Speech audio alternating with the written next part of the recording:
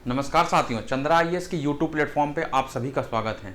सपनों की उड़ान वाली क्लास में आज हम बात करेंगे नागरिकता जो कि भाग 2 अनुच्छेद 5 से 11 के बीच में हमारे संविधान में बताया गया है कि भारत में 26 जनवरी 1950 को जब भारत आज़ाद हुआ था तो उसमें कैसे किसको नागरिकता दी जाएगी और आने वाले समय में कैसे किसी को नागरिकता दी जाएगी। जैसा कि आप सबको पता है, अभी हमारे देश में इलीगल इमिग्रेंट्स बढ़ते चले जा रहे हैं। असम में, मणिपुर, मिजोरम, नॉर्थ ईस्ट में रिफ्यूजीज बहुत ज़्यादा आते हैं। अभी तो रिसेंट की खबर है कि सीमा इधर नेपाल का बॉर्डर क्रॉस करके भारत में आ गई हैं पाकिस्तान की। उनको कैसे नागरिकता मिल सकती है या उनको नागरिकता नहीं मिलेगी, या तो उनके होने वाले बच्चे को भी नागरिकता नहीं मिलेगी, इन सबको हम इस क्लास में अच्छे से समझेंगे।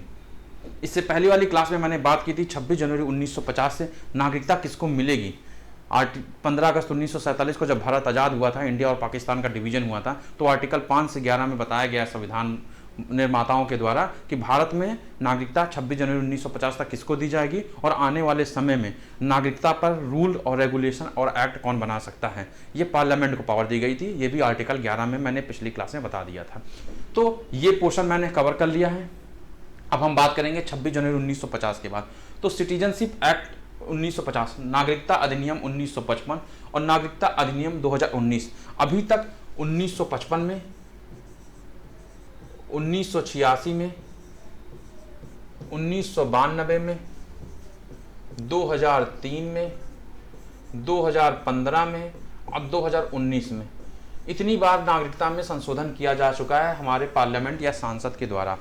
तो हम मेन कॉन्स्टिट्यूशनल अमेंडमेंट एक्ट को पढ़ेंगे। 1955 और 2019 मेन है। अब 1986 में क्या हुआ था, 1992 में क्या हुआ था, हम इसको पढ़ते चलेंगे क्या क्या सुधार उसमें किया गया है। 1955 के ही सुधार में, 1955 के ही एक्ट में सुधार किया गया है। तो इससे पहले हमने बात कर ली थी। और संघ और राज्य क्षेत्र मैंने हमारे प्लेलिस्ट में पढ़े हुए हैं, जिसमें भाग 1 में आर्टिकल 1 से 4 के बीच में बताया गया, उसको भी आप पढ़िए। आर्टिकल 1 से 11 तक अगर आप पढ़ लेते हैं तो आपका संघ और राज्य क्षेत्र और नागरिकता कवर हो जाएगा, जिससे आने वाले एग्जाम में आपके क्वेश्चन हो जाएंगे। इसके बाद मैं MCQ क्वेश्चन भी कराऊंगा। तो सिटीजनशिप को हमने पढ़ा, 26 जनवरी 1950 को पढ़ा। कहाँ कहाँ पे आर्टिकल है ये हमने पढ़ा। कितने तरह के पीपुल्स होते हैं, 2 सिटीजन ऑफ फॉरेन, ये पहली क्लास में बताया गया। आर्टिकल 5, 6, 7, 8, 9, 10, 11 ये क्या है, इसको हम जल्दी जल्दी से रिकॉल कर लेते हैं। आर्टिकल 5 में क्या कहा गया है। आर्टिकल 5 में कहा गया है कि कौन भारत में डोमिसाइल होगा, कौन भारत का नागरिक होगा। आर्टिकल 6 में कहा गया है पाकिस्तान से भारत कौन आएगा, उसको कैसे नागरिकता मिलेगी। आर्टिकल 7 में कहा गया कि इंडिया से पाकिस्तान चले गए थे, फिर पाकिस्तान से भाग के इंडिया चले आए, उनको कैसे नागरिकता दी जाएगी। आर्टिकल 8 में कहा गया है कि जो भारतीय किसी और विदेश में रह रहे हों अपने काम से, किसी स्वतंत्रता सेनानी या कोई भी रह रहा हो जो ना आ पा रहा हो, उसको नागरिकता कैसे दी जाएगी। आर्टिकल 9 में बात किया गया है कि अगर वो कहीं और की नागरिकता ले लेता है तो भारत की नागरिकता उसकी चली जाएगी। आर्टिकल 10 कहता है कि देश विरोधी कार्य करता है, कोई गलत काम करता है, तो आर्टिकल 5, 6, 7, 8 के दिया हुआ आर्टिकल सिटीजनशिप उसकी चली जाएगी। आर्टिकल 11 कहता है पावर ऑफ द पार्लियामेंट, कि वो नागरिकता पे नियम बना सकती है। इसी के कारण सिटीजनशिप एक्ट 1955, पार्लियामेंट ने सिटीजनशिप एक्ट 1955 बनाती है, जिसमें बताती है कि 5 तरीके से किसी की भी नागरिकता ले सकते हैं, नागरिकता मिल सकती है। और 3 तरीका ऐसा है जिससे नागरिकता जा सकती है। पहला है बर्थ, जन्म के आधार पर। डिसेंट मतलब वंश के आधार पर कैसे नागरिकता मिलेगी। रजिस्ट्रेशन, पंजीकरण के आधार पर। इनकॉर्पोरेशन ऑफ टेरिटरी मतलब किसी की जमीन हथिया लेंगे तो क्या वहां के लोगों को नागरिकता देंगे, इसकी भी बात की गई। नेचुरलाइजेशन, देसीकरण, कि वहां के जब भारत में कोई आता है तो उसको किस हिसाब से भारत की नागरिकता दी जाएगी। तो 5 तरीके से आप इसको याद कर लीजिए। इसका फुल ट्रिक है ब्रांड, ये है ट्रिक, ब्रांड नाम से याद कर लीजिए। बर्थ, रजिस्ट्रेशन, एक्विजिशन, नेचुरलाइजेशन और डिसेंट। इसको इनकॉर्पोराइजेशन ऑफ टेरिटरी को आप एक्विजिशन भी कह सकते हैं, इसलिए आपका ब्रांड हो गया। इसको हमने ए कहा है, इसको आप ध्यान रखिए। 3 तरीके से नागरिकता जा सकती है, रिनंसिएशन है, टर्मिनेशन है और डेप्रिवेशन है। ये अभी हम बात करेंगे। रिनंसिएशन क्या होता है, डेप्रिवेशन क्या होता है। पहला हम बात करते हैं बर्थ के आधार पे, जन्म के आधार पे। ये सबसे बोकस था, मतलब सबसे खराब नियम बनाया हमारे सिटीजनशिप अमेंडमेंट एक्ट 1955 में, कि जन्म के आधार पे, कि भारत में कोई आया कहीं से, भारत में उसका जन्म हो गया तो उसको नागरिकता दे दी जाएगी। इसमें बताया गया है कि भाई जन्म के आधार पर नागरिकता, 26 जनवरी 1950 से 1987 तक 1 जुलाई, मतलब आप समझ रहे हैं 37 साल तक भारत सोती रही। कोई भी आता था, नॉर्थ ईस्ट में रिफ्यूजीज घुस आते थे, हैं वहां पे आते थे, उनका 8 महीने का है, 90 महीने बच्चा पैदा हो गया, आराम से नागरिकता उनको मिल जाती थी। नागरिकता मिलने का मतलब ये होता था कि भारत की टेरिटरी में अगर कोई भी बच्चा जन्म ले लेता है तो उसको नागरिकता दे दी जाएगी। 1987 में भारत को लगा भैया ये तो बड़ा गड़बड़ हो गया, तो 1987 में फिर वो एक्ट लाते हैं, अमेंडमेंट करते हैं और कहते हैं कि उसमें से कोई एक भारत का नागरिक होना चाहिए उनके पेरेंट्स में, उसमें किसी एक पेरेंट्स का नागरिक होना चाहिए। इस वजह से क्या होता है भैया कि जैसे माता है या पिता है, दोनों में से अगर कोई भारत का नागरिक है तो उनको क्या कहते हैं, उनके बच्चे को नागरिकता आराम से मिल जाएगी। ये चला 2003 तक।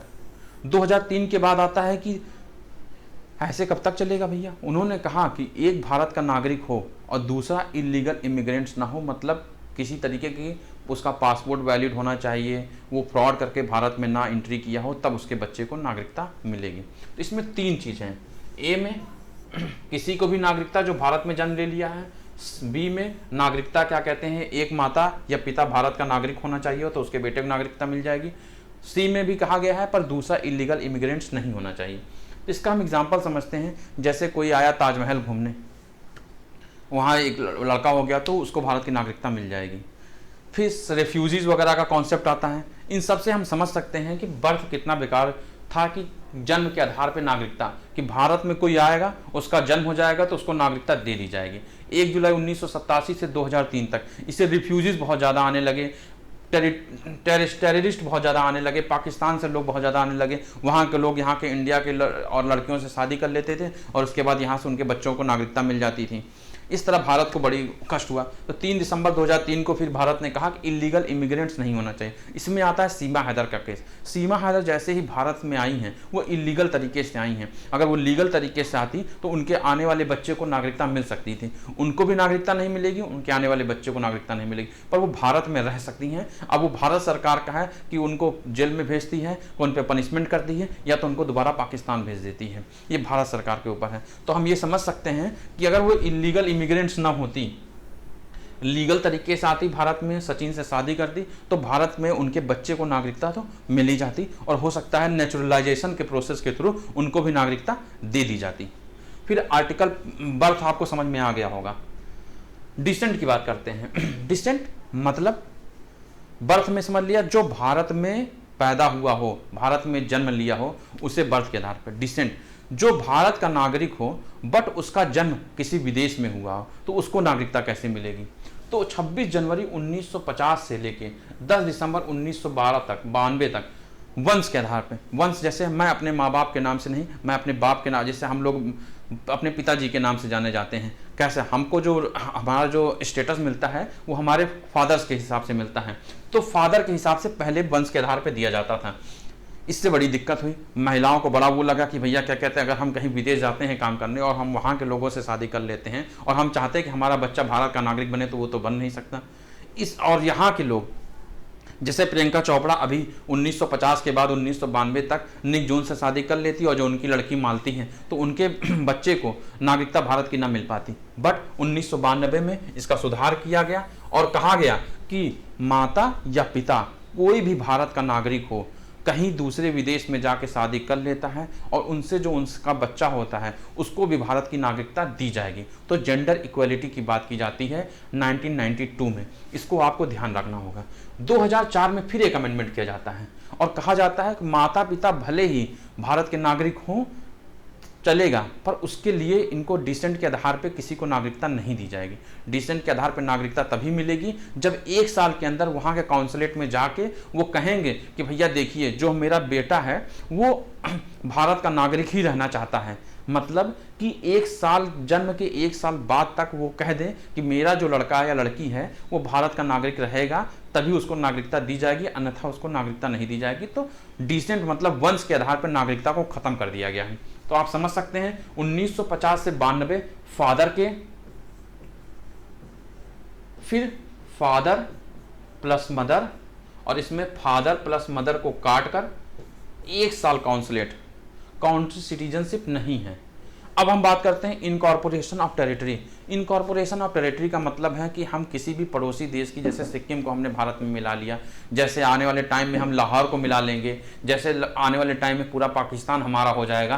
तो जब हमारा पूरा पाकिस्तान हो जाएगा तो वहाँ के नागरिकों का भी तो देखभाल करना हमारा कर्तव्य है, भारत सरकार का कर्तव्य है। तो वहाँ के लोगों को नागरिकता देनी पड़ेगी ना, उन्हें अपने बराबर बैठाना पड़ेगा, उन्हें अपने बराबर इज्जत देनी पड़ेगी, तभी तो वो हमारे साथ, हमारे कंधे से कंधे मिलाकर हमारे भारत देश के सपने को पूरा करेंगे और हमारे भारत देश को उस ऊंचाइयों तक ले जाएंगे जिसका सपना हम सब ने मिलकर देखा है। तो ये हमें समझना होगा। इनकॉर्पोरेशन ऑफ टेरिटरी मतलब ये भारत का नक्शा से हम आपको समझाते हैं।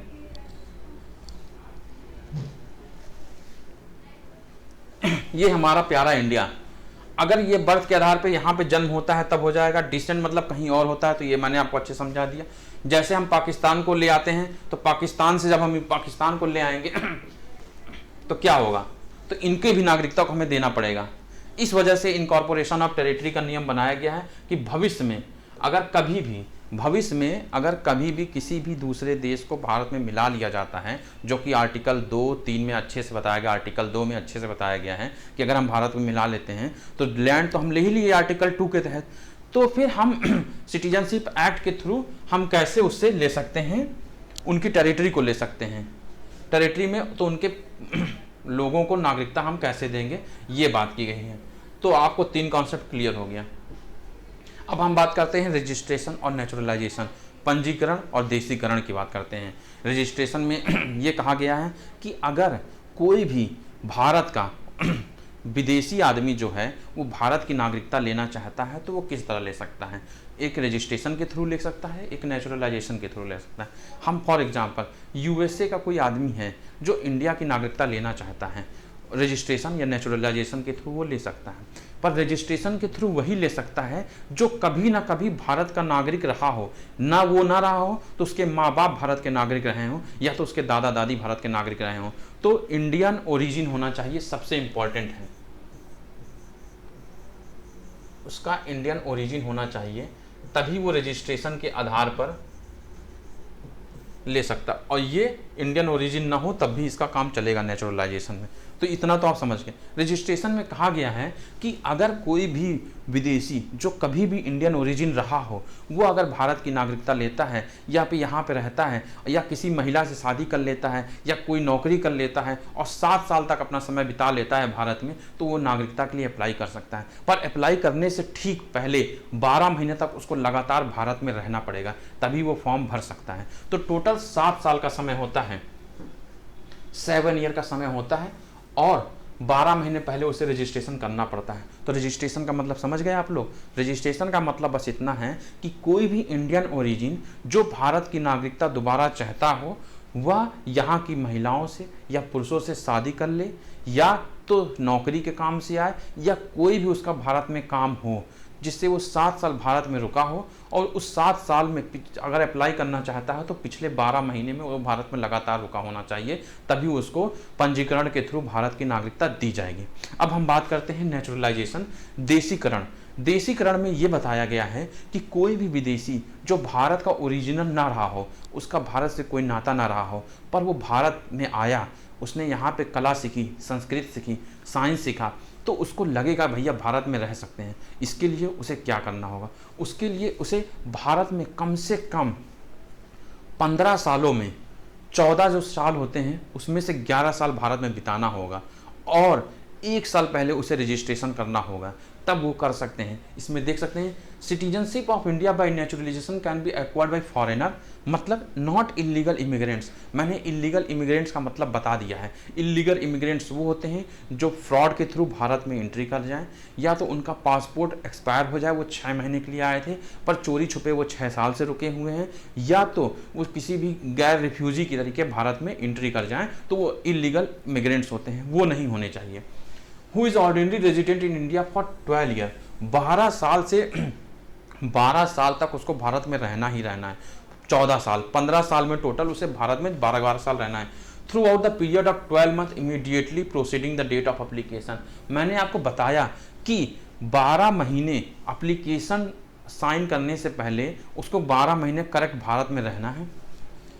For 11 years in the aggregate 14 years, और जो 14 साल वो भारत में रहा है उसमें वो 11 साल भारत में रहे, तो वो नेचुरलाइजेशन की प्रोसेस के थ्रू उसको नागरिकता मिल जाएगी। और उसके बाद कॉन्स्टिट्यूशन में फेथ होना चाहिए। सेकेंडरी कॉन्स्टिट्यूशन में फेथ के बाद उसको कॉन्स्टिट्यूशन पे विश्वास होना चाहिए, देश विरोधी कार्य नहीं करना चाहिए उसको। यहाँ पे किसी आज जो हमारे शेड्यूल 8 में 22 लैंग्वेज हैं उसमें से किसी एक लैंग्वेज का उसको नॉलेज होनी चाहिए। उसके बाद इन सब चीज़ों के बाद उसे नेचुरलाइजेशन देशीकरण के थ्रू उसको नागरिकता दे दी जाएगी। अब हम बात करते हैं किसी के आदमी की नागरिकता को कैसे ले सकते हैं, बाय रिनंसिएशन। जैसे कि कोई कहे भैया मैं भारत का नागरिक नहीं रहना चाहता हूँ, मैं यूएसए का नागरिक रहना चाहता हूँ, भारत सरकार को एप्लीकेशन देते कि भैया मेरी नागरिकता रद्द कर दी जाए, मैं भारत सरकार की नहीं, मैं किसी और सरकार मैं यूएसए या चाइना या पाकिस्तान कहीं भी जाना चाहे वो नागरिकता ले सकता है। तो रिनंसिएशन मतलब स्वेच्छा से उसने नागरिकता दे दी। बाय टर्मिनेशन, टर्मिनेशन का मतलब ये होता है कि अगर किसी ने चाइना या पाकिस्तान या यूएसए की नागरिकता ले ली है तो ऑटोमेटिक उसकी यहाँ की नागरिकता खत्म हो जाएगी। If a person acquire citizenship of another country, किसी भी कंट्री की उसने सिटीजनशिप ले ली तो ऑटोमेटिक यहाँ की सिटीजनशिप उसकी रद्द है। फिर डेप्रीवेशन मतलब फ्रॉड, ये है अगर किसी भी ने भी भारत की नागरिकता फ्रॉड के माध्यम से ली है तो उसकी नागरिकता रद्द कर दी जाएगी। कॉन्स्टिट्यूशन के अगेंस्ट वो जाता है, लॉयल नहीं है कॉन्स्टिट्यूशन के विरुद्ध, संविधान के विरोध में जाता है, तब भी उसकी कॉन्स्टिट्यूशन ले जाते हैं। अगर हमारे पड़ोसी मुल्क जो हमारे दुश्मन देश हैं जैसे पाकिस्तान, चाइना, उनकी मदद करता है तो उस कंडीशन में भी भारत उस आदमी की नागरिकता ले सकता है। और या तो वो किसी भी जगह पे 5 साल से ज़्यादा भारत में इम्प्रिजन हो गए, 2 साल से ज़्यादा इम्प्रिजनमेंट हो जाए तो उसका भी ले जाए। Within 5 year of the process of naturalization has been imprison for 2 year और ordinary residence for the 7 year. मतलब भारत में वो नेचुरलाइजेशन के थ्रू में जब वो 5 साल रह रहा है तो उसके बाद वो 3 साल मतलब 2 साल वो जेल में बिता दे तो उसकी नागरिकता ख़त्म कर दी जाएगी।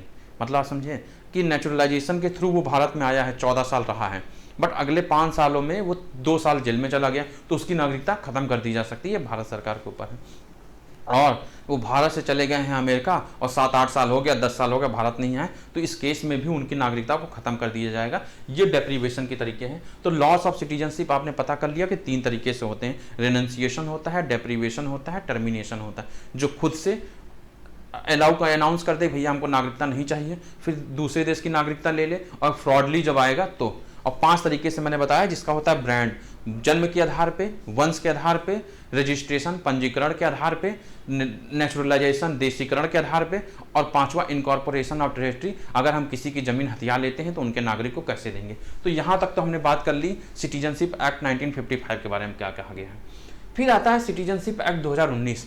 2015-16 में नोटिफिकेशन चालू करते हैं प्रेसिडेंट, कहते हैं कि 31 दिसंबर 2014 से पहले भारत में जो आ गए हैं हिंदू, जैन, सिख, बुद्ध, पारसी, क्रिश्चियन एक्सेप्ट मुस्लिम,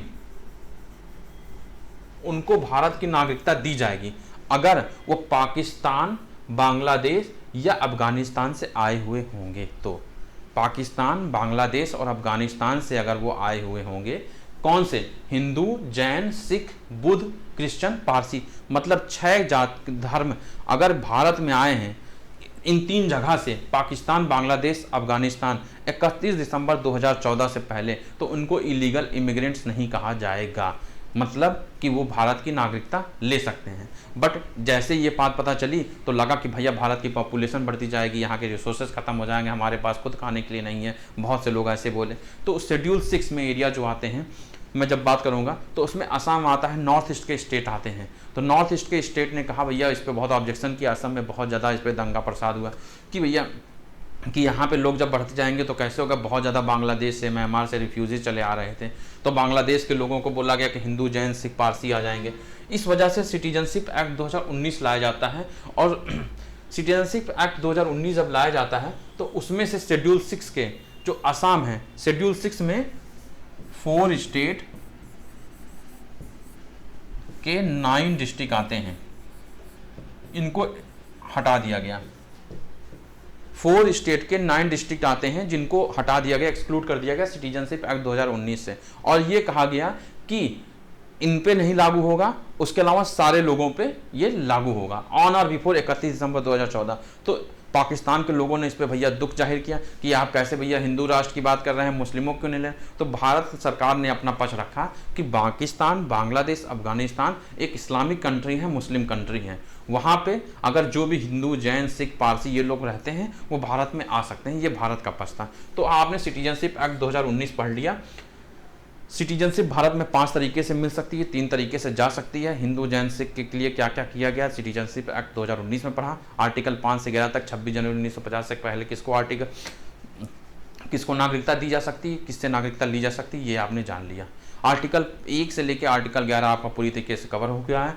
आर्टिकल 1 जो चैप्टर 1 हमने हमारी प्लेलिस्ट में पढ़ी, उसमें मैंने आर्टिकल 1 to 4 के सारे MCQ करा दिए हैं। अब नेक्स्ट क्लास में हम आर्टिकल 5 से 11 सिटीजनशिप के सारे क्वेश्चन को करा देंगे जो प्रीवियस ईयर में क्वेश्चन आए हैं, चाहे वनडे एग्जाम में हो, चाहे UPPCS एग्जाम में हो, चाहे BPSC में हो, चाहे IAS के एग्जाम में हो, और इन सब से किस तरह के क्वेश्चन आने वाले एग्जाम में बन सकते हैं, ये भी मैं अगली क्लास में आपको करा दूंगा। तो सिटीजनशिप का पार्ट खत्म हो जाएगा। इसके बाद मैं चालू करूंगा मूल अधिकार, फंडामेंटल राइट, और जल्द से जल्द हमारी कोशिश रहेगी कि पॉलिटी को सेक्शन को कंप्लीट किया जाए और दूसरे सेक्शन को स्टार्ट किया जाए। Thank you very much. जो भी कमी होगी आप लोग जरूर रिव्यू करिएगा, कमेंट बॉक्स में करिएगा। कमेंट बॉक्स में आपका जरूर देखूंगा, मैं उसको पिन भी करूंगा। अगर कुछ भी कमी आप लोग को लगती है जरूर बताइएगा। पर मुझे आपसे रिक्वेस्ट है कि पहले लेक्चर से लेकर आखिरी लेक्चर तक आप जरूर देखिएगा, अगर आपको पॉलिटी अच्छे से समझनी है तो। आर्टिकल, पार्ट, शेड्यूल, अमेंडमेंट, सारे केसेस, सारे कॉन्सेप्ट मैं आपको समझा दूंगा। आपको राइट्स पता चल जाएंगे आपको मेरे वीडियो को देखेंगे तो। Thank you very much. इससे आपके एग्जाम में बहुत हेल्प होगी। आप मन लगा के पढ़ाई करिए, अपने माँ बाप को सपने को पूरा करिए, उससे पहले आप अपने सपने को पूरा करिए जिसके लिए आप यहाँ पे हैं। Thank you very much.